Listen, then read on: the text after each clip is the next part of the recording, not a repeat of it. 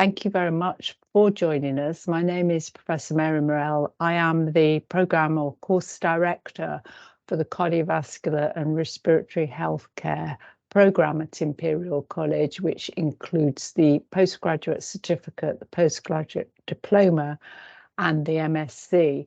And my task today with the team is to give you a little bit more information about the MSc and answer any questions that you might have. Leanne, could I get the next slide, please? So introducing ourselves, as I said, I'm the course director, and you'll see Leanne, who is also with me, who has the task initially of changing the slides over, but then we'll be speaking to you. Leanne, would you like to introduce yourself? Hi, sure. Hi, everyone. My name is Dr. Leanne Falkin. I'm the Senior Teaching Fellow for the MSc. If you come and join us on the MSc or indeed the DIP or the CERT, we'll be spending a lot of time in each other's company. You'll be seeing a lot of me. I'm also the module lead for the research project. So I help our students in embarking on the research projects and, supporting them all the way through together with their supervisor. Thank you very much, Leanne. And I'm also joined by Dawn, who's our course director, who may also be able to say hello and give you a little wave. There she is. I think she's been letting you all in. Yeah, I'm the course administrator. Some of you will already have been in touch with me via email. So I'm always here if you have any questions. Thank you very much, Dawn. It's great to have you both on the call. I really do appreciate it. So let's get started, shall we? And having introduced ourselves, I think we should introduce who our students are. So our programme attracts a number of different applicants. We recently have had graduates who are healthcare professionals. That might be nurses, physios, therapists, paramedics, and also clinical doctors. We also have applied healthcare professionals, so we've had pharmacologists and sports scientists in the past, as well as people who have just passed science degrees. So it's a very eclectic group of people that join the Masters. And I often think that Masters are a stepping stone there for people who are thinking that they might be going in a certain direction. And it helps them to see what that direction might be like. So in summary, lots of different people join our course. And if you're thinking, oh, but I don't know, I'm cardiac, I don't know if I can do respiratory, or I'm respiratory and I don't know if I'm cardiac, we have both cardiac and respiratory experts as well. So that's a little bit about who joins us. If we get next slide, we've actually got one of our students here. So Awad's going to introduce himself, and he's also going to be available to answer questions. Awad, thank you so much for joining us. I know you've been having teaching all day. Thank you so much. I am Awad. I'm respiratory background. I'm one of the students in this program, actually. And I'm today here with you to answer your questions. Thank you. Thank you very much. And again, really appreciate you being here. So next slide, please, Leanne. What does the programme look like and what kind of people choose the programme? So I'm going to say a little bit about the kind of people that choose the programme, and then I'm going to hand over to Leanne, who's going to tell you a little bit more about the structure of the programme. So it's the only programme, we believe, in the UK that combines cardiac and respiratory, and it focuses on the clinical application of the knowledge. So some of you may have already met us, had interviews, be holding offers, be thinking about coming. The important thing is that it's not a clinical programme, it's the clinical application. It's the application of the knowledge to the clinical practice. So we focus on evidence-based and cutting-edge research, which can then be applied to clinical situations. And that goes all the way through from the innovation of new knowledge to healthcare in, for example, the cardiovascular innovations module, all the way through to the reflection on your practice in one of the core modules called Reflective Practice. So lots of different modules, both core and optional, that you can apply your knowledge in. We hope very much that we combine the improvement we combine the innovation that occurs at Imperial to improve healthcare. And we want our teaching to be real world. So we want it to be based on the ability for you to enhance your career, whatever that might be for you, whether it's cardiac, respiratory research, more clinically applied, etc. And our focus is very much on the college's world-class research, and we have lots of leading experts who you might be interested in working with for your project. So that's a little bit about why you might choose the programme. And on the next slide, Leanne's going to take over from here and actually give you an overview of what the programme is and how you might study on that programme. And should you take the programme and graduate, these are some of our first graduates who we graduate in the Albert Hall. Thank you, Leanne. Thank you, Mary. Right, so I have, I think, about 4 or 5 slides that I would like to share with you all today. I'm going to talk a little bit about the programme structure, the various teaching methods and assessment methods that we have, a little bit about the project, and also give you an example of the timeline for the MSc. There is time for you to ask questions at the end. If you have any that occur to you whilst I'm talking, please do type them in the chat. I think Dawn is keeping an eye on the chat, and then we can address them when our slide presentation has been finished. So this slide here is an illustration of the structure of the programme, and Mary has already mentioned some of the core and elective modules that we offer. In navy, you can see the core modules that we offer. In pale blue, we have the elective modules, and in green, we have the research project. Now, most people come with us to do the MSc, so I'm going to talk primarily about the structure of the MSc. But it's very similar for the postgraduate diploma and also the postgraduate certificate. So for the MSc, you will take all 4 core modules. The core modules are Foundations of Cardiovascular and Respiratory Sciences, Study Design, Reflection and Evaluation of Clinical Practice, and finally, Quality in Cardiovascular and Respiratory Healthcare. We're actually in the middle of teaching quality this week. One of the purposes of those core modules, and in particular the foundations module and the study design, is to give you the basis and the foundation on which for you to choose your elective modules.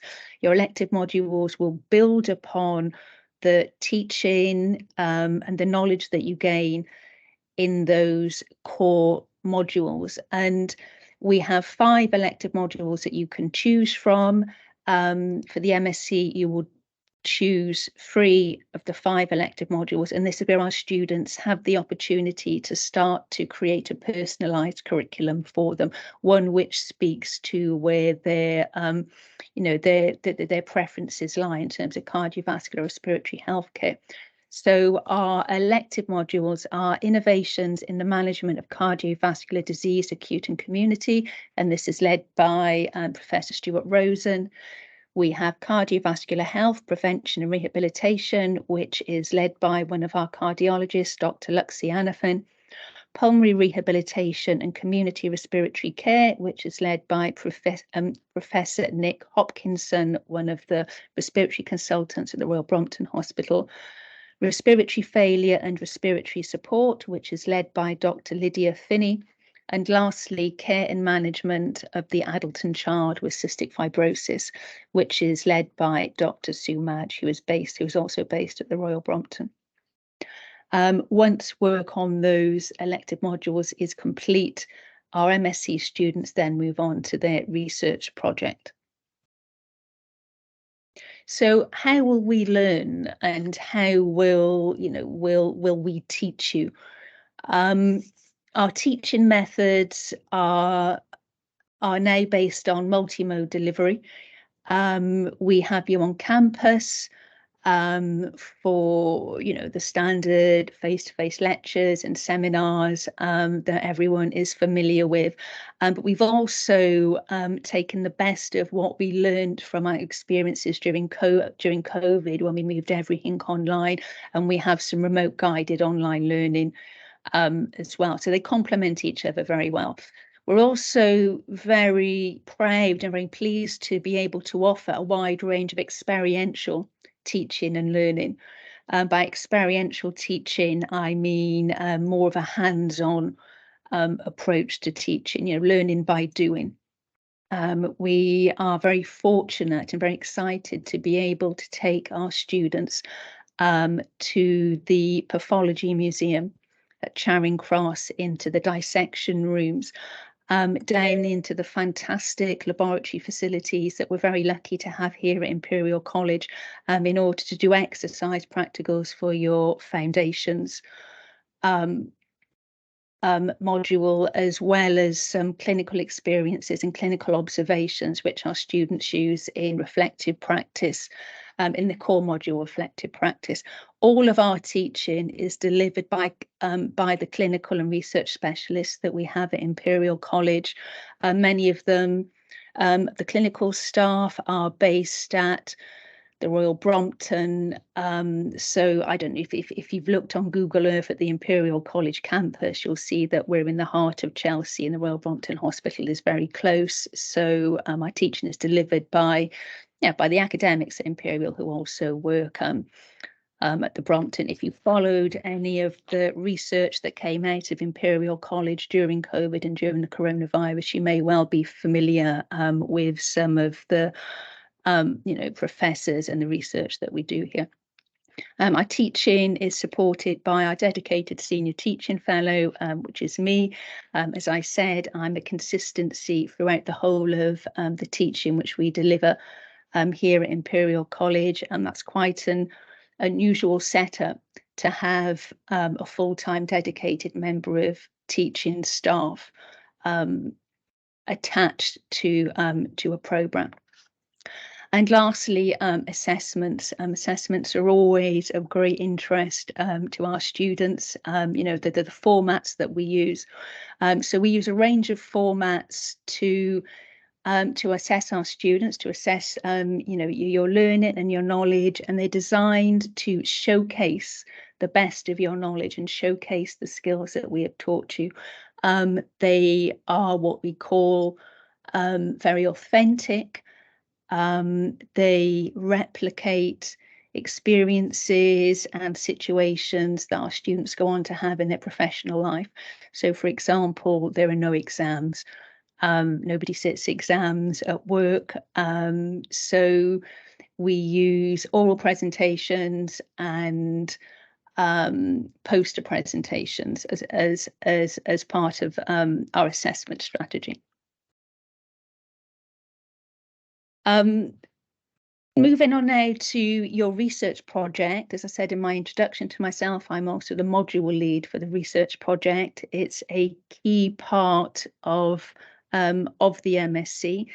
As Mary said, it's not a clinical MSc. It's about the application of new knowledge, in healthcare, and in the clinical situation. And our research project, the projects we're able to offer for your research projects reflect this. So the research project selection generally happens in February. The projects start in April. This year they started on the 17th of April. So our students are just embarking on their research, and they continue up until August. Thesis submission is in August. And the types of projects that we offer are clinical research, so going into clinics and collecting data from patients or from healthy volunteers. And we also offer laboratory research, so bench or wet lab projects, systematic reviews of the literature, data analysis, where data is collected from research databases and online registries, as well as service evaluation and service improvement projects. And we use both quantitative and qualitative methodologies in the research and that our students do for their project. So moving on to an example timeline, here we have the 52 weeks of the year. I split them up into 4 terms. We are currently now in week 29. So in the second week of the 3rd term, so as I said, the students have just started their projects. The key dates in this example timeline that I want that I would like you to take a look at are the induction week for Imperial College, which is in the 1st week. You'll see in the 1st term that there is an opportunity to meet with me one-to-one. During that meeting, we generally discuss your elective module choices, and students confirm those halfway through term 1. And then at the end of the term, we publish the project list. In term 2, we start to allocate your projects. You can see that in dark blue navy here, we begin assessing our students as well. So we have our foundations assessment and our study design assessment. Teaching for the electives is undertaken in the 2nd term. So in pale blue, you can see the assessments for your elective modules starting to pop up. There's a second opportunity for a one-to-one with myself, either at the end of term 2, although this year we've been doing it at the end of term 3. In term 3, you'll start your projects. There are a couple of final assessments for one of our last core modules, quality, and then the projects move straight into term 4.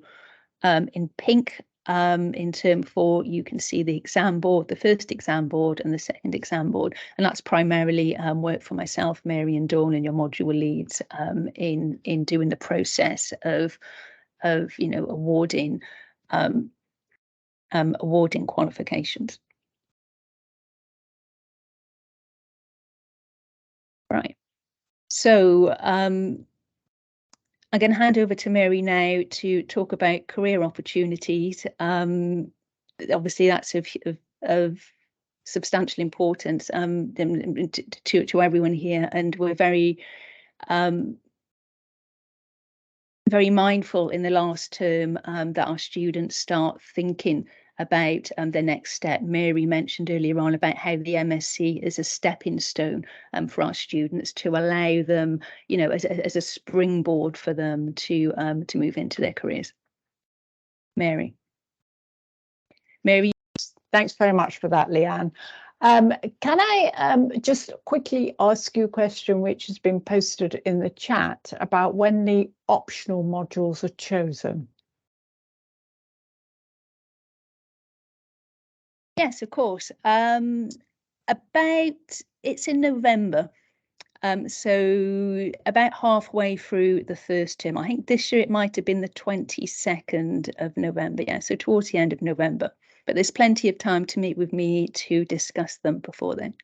Yeah, thank you very much, Leanne. And everybody has a one-to-one meeting with Leanne when they arrive, and we start to map out what your MSc journey might look like, both in terms of the modules that you might choose to do and also the research project that you're interested in. So lots of different career opportunities for our students. Here you've got the last 2 cohorts of our students, and so you will be able to work out that our program's been running for 4 years. I would say in 2021 we had far more students, but some of you will have guessed that that was one of the COVID years, and so we didn't have everybody on campus at that time. But as I look at these pictures, I can see students that have gone on to do PhDs, I can see students who've gone on to do medicine, I can see students who've gone on and worked in the voluntary and charity sectors in healthcare in the UK, and also students that have gone on to work in industry. So it's really nice now that we've got lots of different graduates who have gone and done different career opportunities. if we look on the next slide, we try very much to equip you for the different things that you might want to do. So there are, within Central College, careers fairs that you can join. There are different links with employers around companies that might be recruiting, and talks around getting into careers. So you will be based very much with us while you do your MSc, that's the National Heart Lung Institute, but you'll have access to all the other great things that Imperial College offer in terms of career service. And on the next slide, Leanne, we can tell you again a little bit more about where people are now. We've got people who've gone into higher education, become lecturers, as I said, people who are working for industry and research, and also other training programs such as the NHS in-training program, or, for example, medical or nursing degrees. So lots of different things that you can go on and do should you choose to join us. And if you are thinking about joining us, I'm hoping on the last slide we've got the key dates there. So if you're planning to apply for an overseas applicant, then the recommended closing deadline is the 30th of June. But I would say don't necessarily wait until then, because when we reach our pre-allocated number, we will close to admissions. And for home students, it's a little bit later, and that's the 1st of August. So please do come and join us if you're thinking about it. Come in if you've got an offer. We're really looking forward to seeing you. And if anybody's got any questions that they would like us to answer, we're available to do so now. We've got a few minutes, and I'm very happy to run over past 5:30 if that's what people would like to do. So any questions? I'll put up the participant list, and then I can see if anybody wants to pop their hand up. It's always a little bit daunting being the first person to pop your hand up. Please don't worry about that. So if you've got a question, I'm sure somebody else will have it as well. If you don't want to speak, you can always just put it in the chat. Good point, Dawn. So while people are waiting, I'm going to ask Leanne what kind of projects people have completed, because I don't think we've covered that. What kind of projects can people expect, Leanne?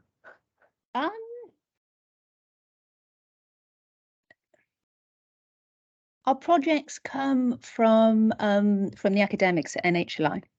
So the projects represent the research that's currently ongoing in the National Heart and Lung Institute at the moment.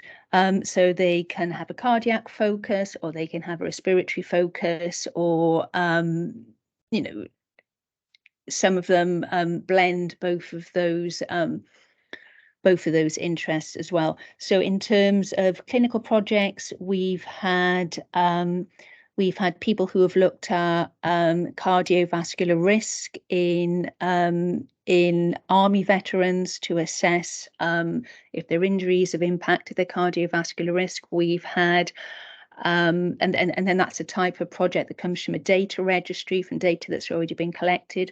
From projects where the students have collected their own data, we've looked at the effectiveness of equipment to help small children have their lung function measured. So for adults, it's quite easy to ask them to blow into a piece of equipment to measure their lung function. You know, for pediatric patients, it's much harder. So there are there's work going on to try and improve that. We've had systematic reviews, and one good thing is that the research does get published. So that if the project has contributed to to an active piece of research, then occasionally there is the opportunity to publish that research as well. Not for everyone, but no, definitely not. It's not what everybody achieves, but sometimes people do. I have one question in the chat, and then I'm also going to ask Ahmad how you chose your project, but I'm just going to answer the question in the chat if that's all right. So the question is, when's the last in-person date, and is it in August? So I'm going to preempt Leanne by saying our master's program is a full year. It's not an academic year. But Leanne, do you have a comment on the last in-person date? So this year, the last in-person date will be the 5th and 6th of September for the final oral presentations for the projects.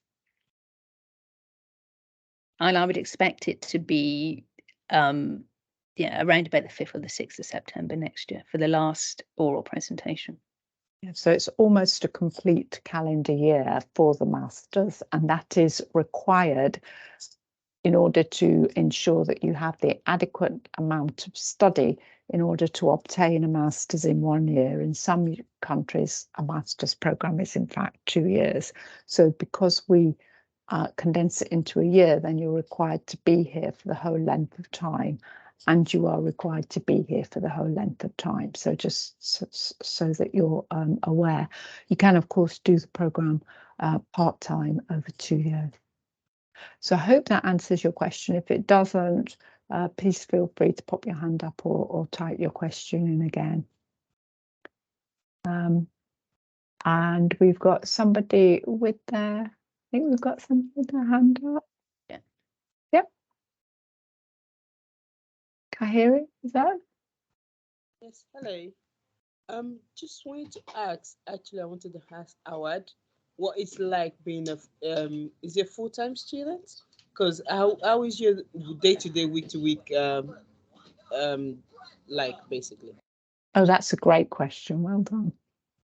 Okay, so as I'm a full-time student, I don't know if your question is specifically about like how the schedule goes with us, or you mean like it's just not clear what exactly you specify. But for me, what's your week to week like, Howard? So week to week, Monday to Friday, week to week, what it's like. This program is kind of interesting a little bit because it's 1 year and we have kind of a lot to cover sometimes. But as long as we treat it, as we've been said before, it's like a work from Monday to Friday. We get a little bit busy sometimes less work, but time frame and the help of the instructor is going to help us to go through all of this. But it's kind of sometimes get busy, sometimes get a little bit less work, but manageable. It's not that difficult to manage, to be honest, if you treat it as kind of like a work-wise. And how often are you on campus? Honestly, I think the beginning of the first term, we kind of like the first 3 months, I think weekly, I think we have classes face-to-face. And sometimes in that we get virtual classes. But after that kind of get less with the module when we have elective modules, that get less class attending, and it get less until like this time. Right now we have much less classes face-to-face. So the different modules, thank you, Howard, the different modules are run differently.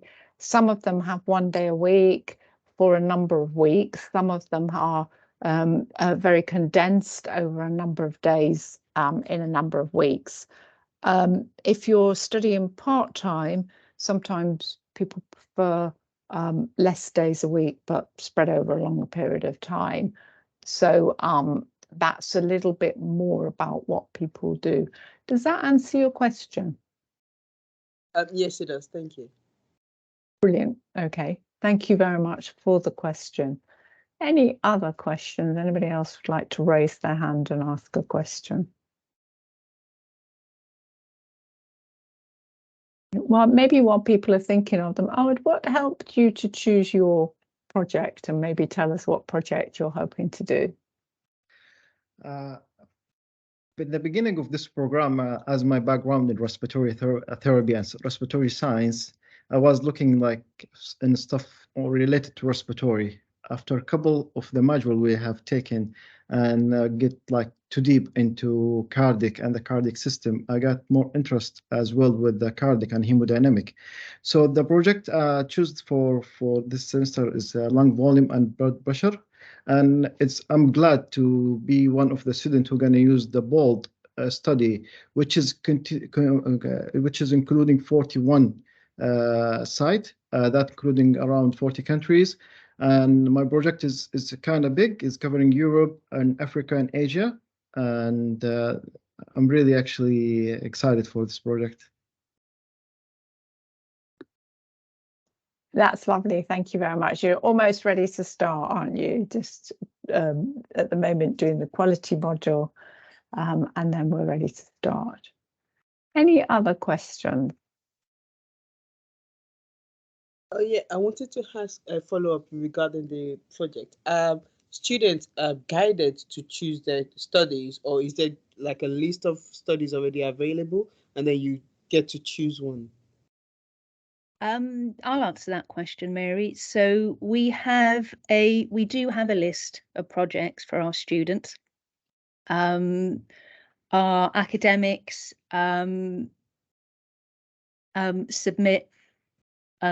submit between 1 or 2 projects each. Some of them come to our MSc, some of them go to some of the other MScs that we host here at NHLI.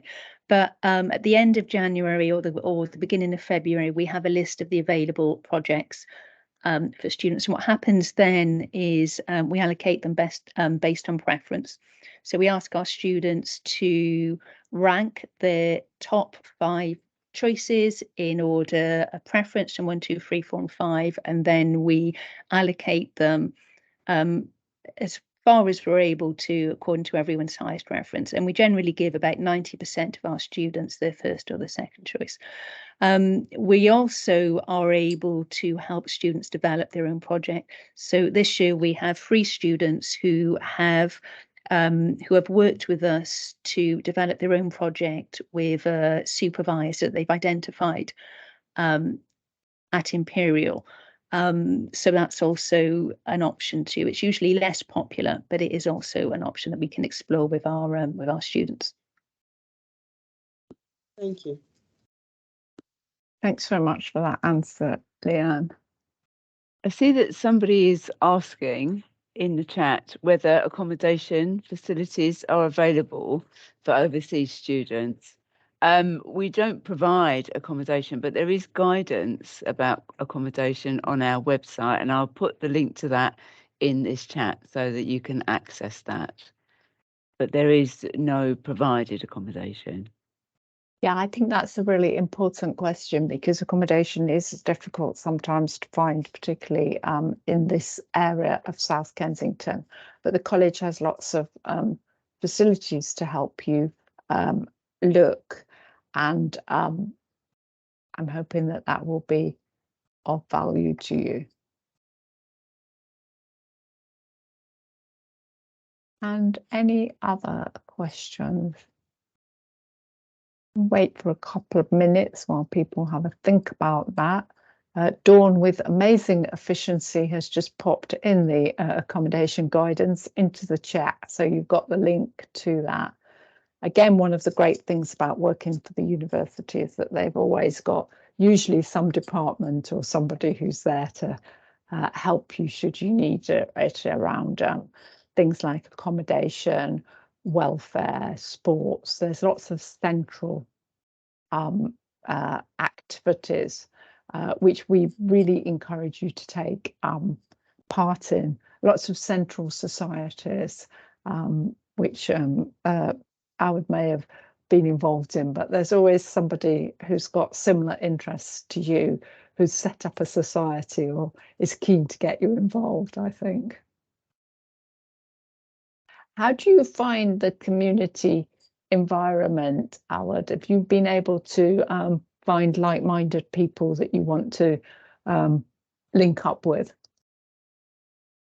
This is actually the first experience for me in UK in general, and in the beginning kind of like difficult. It's different system, but it's easy actually to adapt to it. Maybe the housing finding apartment that was kind of difficult in London a little bit, but it's not possible. So it's not impossible. So it's easy to actually end up in finding an apartment, and the transportation is great. Sometimes they do a little bit things, but in general, it's great. Living here, I think for international, because as I lived in 3 different countries in Sweden and United States, here is much easier actually to live and adapt to the society and the people around. Oh, I'm going to take that with a little bit of pride. I always say that anybody can be a Londoner because nobody's a Londoner. So lots of people come to London, including myself. I came from the north of England. So London is a very accepting city, has a great public transport network. So it's easy to get about, although it does take a little bit of time to get about. And I think the main thing that you have to be aware of is that it's usually a little bit wet and damp and cold. So we can't really do much about the weather, but we can provide good teaching.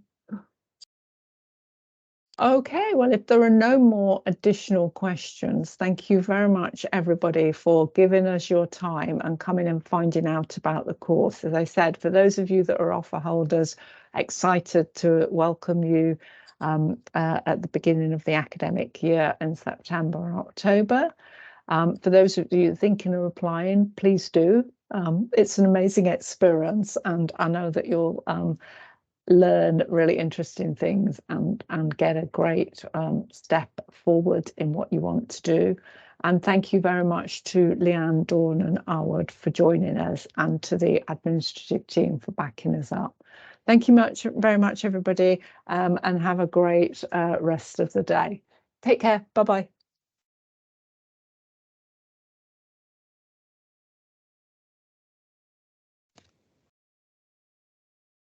Somebody is